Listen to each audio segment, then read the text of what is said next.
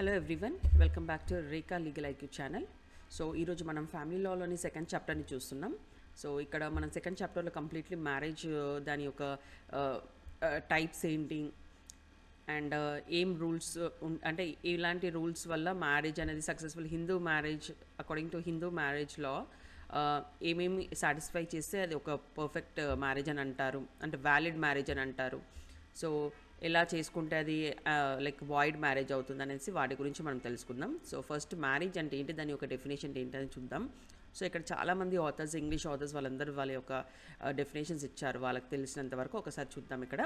So first ఇక్కడ టామ్లిన్స్ లా dictionary ప్రకారం ఏంటి అంటే, marriage is a civil and religious contract where by a man is joint and united to a woman for the purpose of civilized society. ఇక్కడ Tomlins గారు ఏం చెప్తున్నారంటే, marriage అనేది ఒక సివిల్ అండ్ రిలీజియస్ కాంట్రాక్ట్ ఉంటుంది. ఎలా అంటే ఒక మ్యాన్ అండ్ ఉమెన్కి మధ్యలో జరిగే యూనిటీని ఏమంటారంటే మ్యారేజ్ అని అంటారనమాట. సో అది ఎందుకంటే సివిలైజ్డ్ సొసైటీ కోసం అది ఒక పర్పస్ అనమాట. సో వాళ్ళు సొసైటీలో బతకాలి అంటే వాళ్ళిద్దరికీ మ్యారేజ్ చేస్తారనమాట. సో ఇది ఒక మ్యాన్ అండ్ ఉమెన్ మధ్యలో జరిగే ఒక యూనిటీ ఆర్ ఎల్స్ బాండ్ని మనం మ్యారేజ్ అని అంటాం. సో ఇంకా నెక్స్ట్ డెఫినేషన్ అంటే ఇప్పుడు డిఫరెంట్ ఆథర్స్ అని చెప్పాను కదా. సో ఎర్నెస్ట్ ఆర్ గ్రూవ్స్ ఏం చెప్తున్నారంటే, marriage is a public confession and legal registration of an adventure and fellowship. So marriage అనేది ఏంటంటే పబ్లిక్గా మనం కన్ఫెస్ చేస్తామన్నమాట, అండ్ లీగల్గా అది ఒక రిజిస్ట్రేషన్ అయిపోతుంది. ఏంటంటే మేము ఇద్దరం కలిసి ఉంటున్నాము, మా లైఫ్లో మేము చాలా వింతలు అంటే అడ్వెంచర్స్ అంటే మనం లైఫ్లో జరిగేటి అన్నీ మేము అందరి ముందు వాళ్ళు కన్ఫెస్ చేస్తారు కదా. సో రిజిస్ట్రేషన్ అంటే మేము భార్యాభర్తలమని చెప్పుకుంటారు కాబట్టి వాళ్ళిద్దరు కంపానియన్షిప్ని లీగల్గా అండ్ పబ్లిక్గా కన్ఫెస్ చేస్తారు కాబట్టి దాని ఒక మ్యారేజ్ అని అంటారు అని చెప్తున్నారు. సో ఇక్కడ లెర్న్ బర్డ్ ఏం చెప్తున్నారంటే, marriage consist of the rules and regulations which defines the rights, duties and privileges of husband and wife with respect to each other. ఇక్కడ వైఫ్ అండ్ హస్బెండ్కి ఈక్వల్ డ్యూటీస్ ఉంటాయి, ఈక్వల్ రైట్స్ ఉంటాయి with respect to each other అనమాట. So ఇక్కడ ఇది చెప్తున్నారు. So according to Vedas third point చూడొచ్చు మనము. So mainly according to Vedas ఏంటి, మన వేదాస్లో ఏమేమి రాసింది మ్యారేజ్ అంటే ఏంటి అంటే, it is the union of flesh with flesh and bone with bone. So ఇది ఎంత బాగుంది చూడండి క్యాప్షన్. మ్యారేజ్ అంటే ఏంటి వేదాస్ అకార్డింగ్ టు వేదాస్ అంటే, union of flesh with flesh and bone with bone. It is the union which Vedas regarded indissoluble అనమాట. దాన్ని ఎలాగ కూడా మనం ఇండిసాల్యుబుల్ అంటే దాన్ని విడగొట్టలేని బంధం అని అర్థం అనమాట ఇండిసాల్యుబుల్ అంటే. So as long as the husband is alive the wife is enjoy to regard him as her god. అంటే వైఫ్ అంటే హస్బెండ్ బతుకున్న రోజులు వైఫ్ తన భర్తని గాడ్గా చూస్తుంది. Similarly the wife is declare to be half the body of her husband who shares అర్ధాంగిని who shares with him equally the fruits of his all acts whether they be good or bad. So ఇక్కడ as long as the wife కూడా ఉన్నప్పుడు husband ఎలా అంటే husband వైఫ్ని అర్ధాంగిని లాగా treat చేస్తారు, అంటే హాఫ్ ఆఫ్ హిస్ అనమాట, అంటే ఆయనలో సగభాగం అన్నట్టుగా ట్రీట్ చేస్తారు. సో అతను చేసే పుణ్యకార్యాలు కానీ పాపకార్యాల్లో అన్నిట్లో తనకి ఈక్వల్ రైట్స్ అనేది ఉంటుందన్నమాట. So this is the marriage definition. So అలా ప్రతి ఒక్క ఆథర్ ఒక్కొక్క డెఫినేషన్ ఇస్తారు. సో మనం మెయిన్లీ మనం 2 మార్క్స్ కోసం కాబట్టి 2 మార్క్స్ అని ఒకళ్ళు 4 మార్క్స్ అని ఏదైనా మ్యారేజ్ గురించి మనం మాట్లాడినప్పుడు మనం ఇలాంటిది ఏదైనా ఒక డెఫినేషన్ మనకి రాసి తర్వాత మిగతాది రాస్తే చాలా బాగుంటుంది అనమాట. మనకి ఆన్సర్స్ మార్క్స్ అనేది చాలా ఈజీగా వస్తుందండి. ఇప్పుడు మన లాంగ్ ఆన్సర్ ఉందనుకోండి, ఇప్పుడు హిందూ లా మ్యారేజ్ గురించి చెప్పండి అని అన్నప్పుడు ఫస్ట్ ఒక మ్యారేజ్ డెఫినేషన్ రాసి దాని తర్వాత మనం మిగతా ఆన్సర్ రాస్తే మనకి చూడడానికి కూడా మన కరెక్షన్కి చాలా బాగుంటుంది అనమాట. సో వాళ్ళు ఎవరు చెప్పరు మీరు ఇది రాయండి అని అనరు. So as a student we have to right more than what they have asked అనమాట. సో ఇక్కడ హిందూలో మ్యారేజ్ అంటే ఏంటి, marriage is a union with a commitment to pursue ధర్మ, అర్థ అండ్ కామ. సో ధర్మ, అర్థ అండ్ కామ అంటే ధర్మ అంటే ఏంటి, మనం ధర్మం చేయడం, అర్థ అంటే ప్రాపర్టీ, కామ అంటే physical desires together.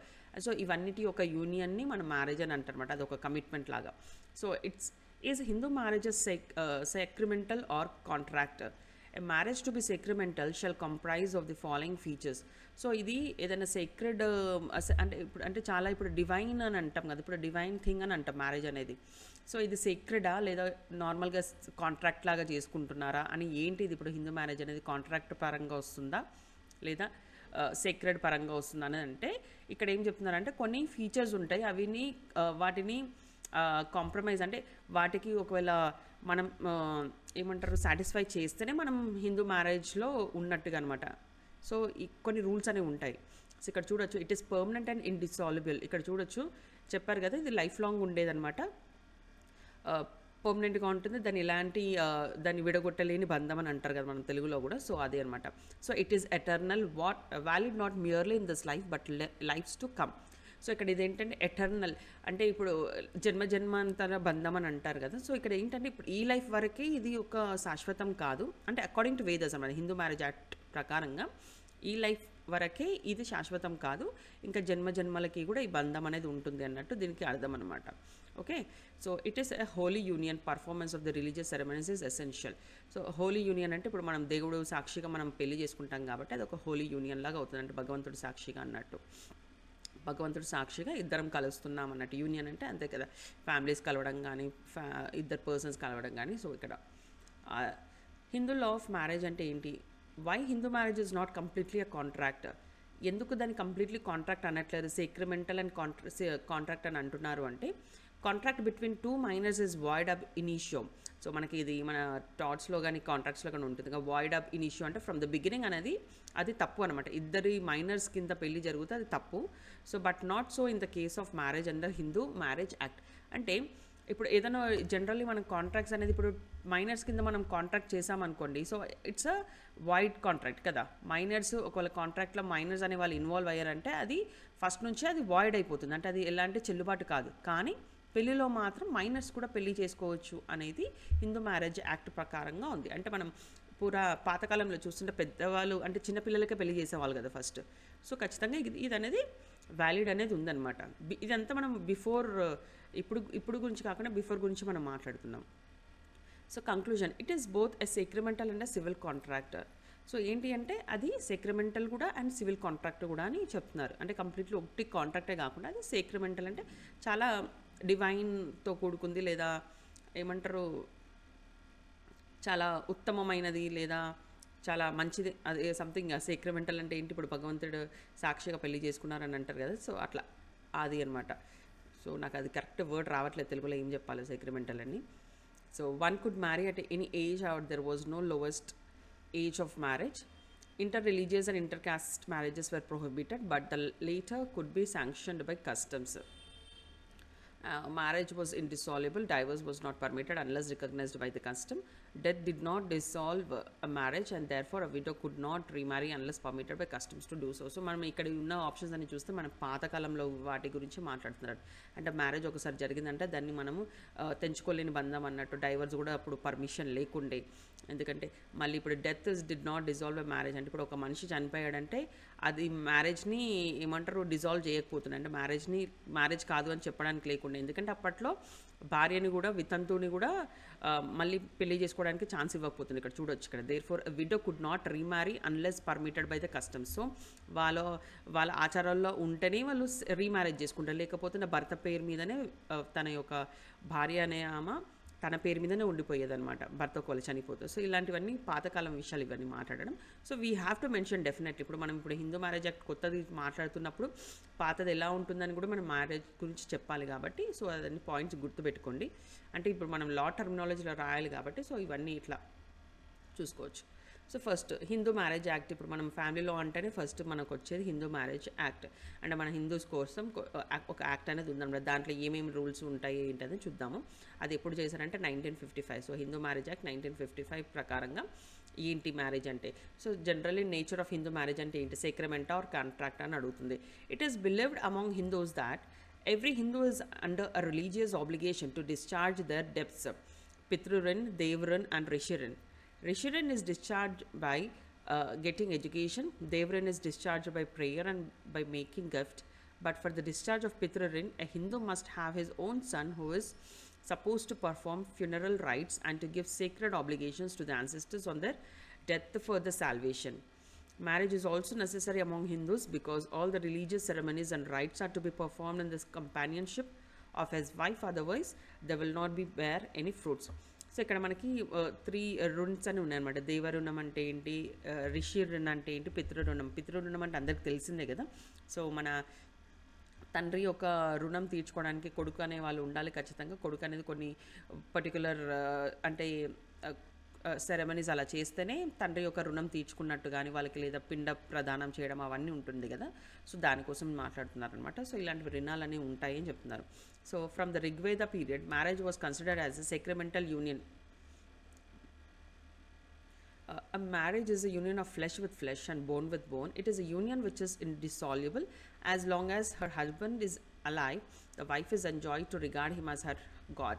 Likewise, the wife is declared to be the half of the body of her husband, Ardhangini, who shares with him equally the fruits of all his acts, good or bad. Man is only half, not complete until he marries. The wife is the source of dharma, artha and kama, and she is also the source of moksha.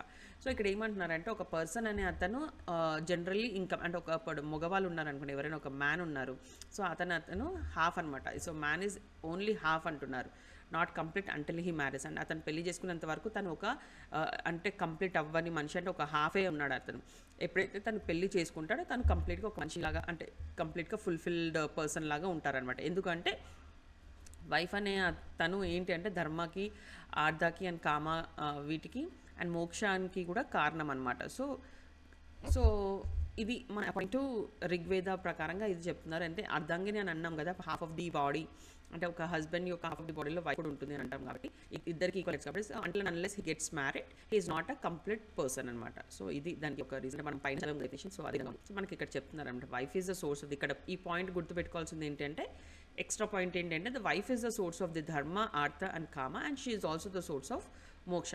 Okay, పెళ్లి చేసుకున్న తర్వాత తనకి మోక్షం అనేది వస్తుంది, అంటే ఒక fulfilled person లాగా ఉంటారనమాట ఇద్దరు భార్యాభర్తలు. ఎందుకంటే వాళ్ళు నెక్స్ట్ జనరేషన్కి వాళ్ళు కారణం అవుతారు కాబట్టి. సో డెఫినెట్లీ ఇవన్నీ వాళ్ళకి వర్తిస్తుంటాయి. సో ఫార్మ్స్ ఆఫ్ హిందూ మ్యారేజెస్లో కూడా చాలా ఫార్మ్స్ ఉంటాయి అనమాట. సో అందులో ఏముంటాయంటే కొన్ని according to Manusmriti marriage is differentiated into different categories such as. So according to Manusmriti చాలా డిఫరెంట్ టైప్స్ ఆఫ్ మ్యారేజెస్ ఉన్నాయి. అంటే ఇప్పుడు మనం పాతకాలం మూవీస్ చూస్తే మనం వినొచ్చు, గంధర్వ మ్యారేజ్ అని అంటుంటాం, అంటే జస్ట్ విత్ అంటే ఉంగరాలు మార్చుకోగానే వాళ్ళకి పెళ్ళి అయిపోయిందని అంటారు కదా. సో అలా అనమాట. సో చాలా marriages, different types of marriages ఉండేవి ముందుగా. సో అందులో ఏంటంటే కొన్ని అప్రూవ్ చేసేటివి, కొన్ని అప్రూవ్ చేయలేనివి ఉంటాయి అనమాట.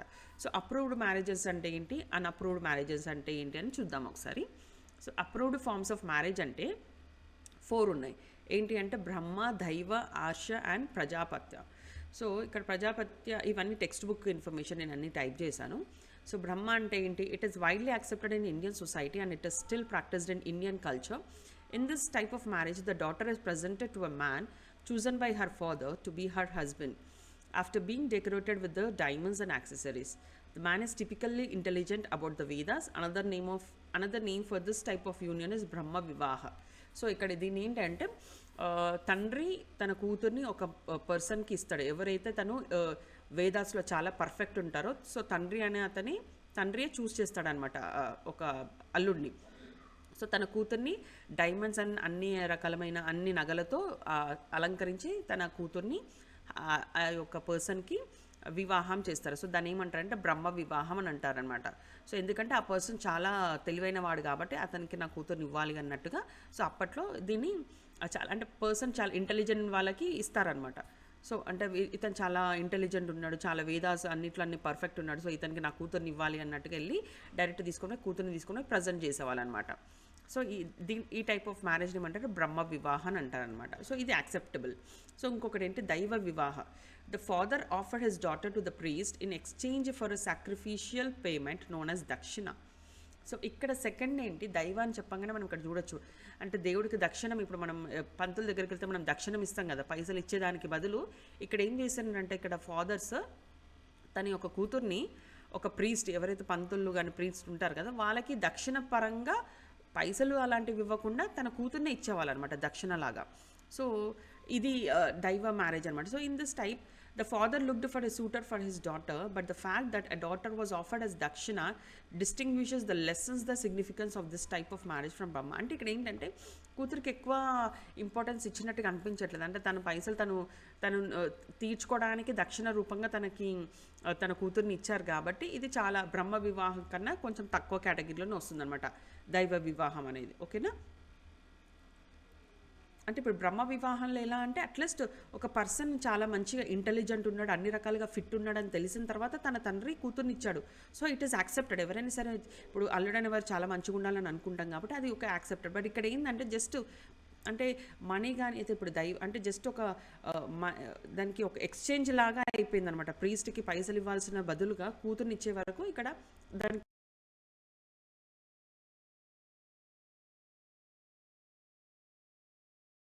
ఒక ఇంపార్టెన్స్ అనేది తగ్గిపోయింది. బ్రహ్మ వివాహం కన్నా దీని యొక్క దైవ వివాహం యొక్క ఇంపార్టెన్స్ అనేది తగ్గింది. సో ఇక్కడ చూడొచ్చు ఇక్కడ. సో మనం ఇది గుర్తుపెట్టుకోవాలి, దక్షిణ అనేది గుర్తుపెట్టుకోవాలి ఇక్కడ మనకి. Exchange for sacrificial payment known as దక్షిణ. దక్షిణ పరంగా కూతుర్ని ఇచ్చాడనేది మనం ఇది మెయిన్ టాపిక్ గుర్తుపెట్టుకోవాలి దైవ వివాహం అంటే. సో ఆర్ష వివాహం. So in this type of marriage the daughter is married to a sage. In return, the father of the bridegroom gives 2 bulls or cows to the father of the bride, not like other forms where the father of the bride gives gifts to the bridegroom. However, this kind of marriage was not much appreciated by the community because they believed it was more like a transaction or an exchange. So ఇక్కడ ఏంటంటే ఇప్పుడు హర్ష వివాహం ఏంటి అంటే ఇప్పుడు కూతుర్ని ఒక Sage అంటే మెయిన్లీ ఇక్కడ ఇట్లా ఋషిలోకి అలా ఇస్తారు కదా, సేజెస్ అంటే ఋషిస్ వాళ్ళు. సో వాళ్ళకి పెళ్ళి చేయడానికి ఇచ్చినప్పుడు ఏమవుతుందంటే వాళ్ళే ఇప్పుడు ఆ ఋషి కానీ ఎవరైతే ఉంటారో వాళ్ళ యొక్క తల్లిదండ్రులు వీళ్ళకి ఇన్ రిటర్న్ అంటే అమ్మాయి వాళ్ళ తండ్రికి ఇన్ రిటర్న్గా 2 ఆవులు కానీ 2 ఎద్దులు కానీ అలా వాటిని ఇచ్చేవారు అనమాట. సో ఎక్స్చేంజ్ లాగా చెప్పిన నేను నా కూతుర్ని ఇస్తున్నాను, మీరు మీ యొక్క మీ కౌస్ని ఇవ్వడం కానీ అలా. సో ఎక్స్చేంజ్ అంటే నేను ఇచ్చి పుచ్చుకోవడం అన్నట్టుగా అయిపోయిందనమాట. సో ఇది చాలా అప్రిషియబుల్ కాదనమాట. సో కమ్యూనిటీ పరంగా ఇది అంత అప్రిషియబుల్ అనిపించలేదు. అండ్ ఎట్లా అయిపోయిందంటే ట్రాన్సాక్షన్ చేసుకున్నట్టు అయిపోయింది. అంటే ఇప్పుడు ఒక బాండ్ని క్రియేట్ చేసుకున్నాం, ఒక యూనిటీ ఉన్నట్టుగా చూపించకుండా ఎక్స్చేంజ్ చేసుకున్నట్టు అయిపోయింది, ఒక ట్రాన్సాక్షన్ చేసుకున్నట్టు అయిపోయింది. కాబట్టి ఇదంతా ఫేమస్ అవ్వలేదు. The fathers only demands of the bride groom where that he respects and treat his daughter as his partner in the shared religious commitment. So ఇక్కడ ఫాదర్ ఏమనుకున్నవారంటే సో నేను ఈక్వల్గా నేను నా కూతుర్ని ఇస్తున్నానంటే మీరు కూడా ఈక్వల్గానే ఏదని ఇస్తే అప్పుడు మీరు మా యొక్క కూతుర్ని మీరు ఏమంటారు రెస్పెక్ట్ చేస్తారు, ఈక్వల్ రెస్పెక్ట్ని కోరుకునేవారు అనమాట. సో అందుకనే వాళ్ళు ఎక్స్చేంజ్ చేసుకునేవాళ్ళు. ఓకే, కానీ ఇది కొంచెం అంత మంచిగా అనిపించలేదన్నమాట. సో ఇక్కడ ఏంటి అంటే మళ్ళీ నెక్స్ట్ 4th అనేది Prajapatya. So this type of marriage is similar to Brahma's marriage. However, there is no concept of Kanyadan. In this type of marriage, the father of the bridegroom is the person who searches for the bride. However, the father of the bride put the condition that the couple performs religious obligations. The father's only demands of the bridegroom were that he respects and treats his daughter as his partner in the shared religious commitments. So ఇక్కడ ఏంటంటే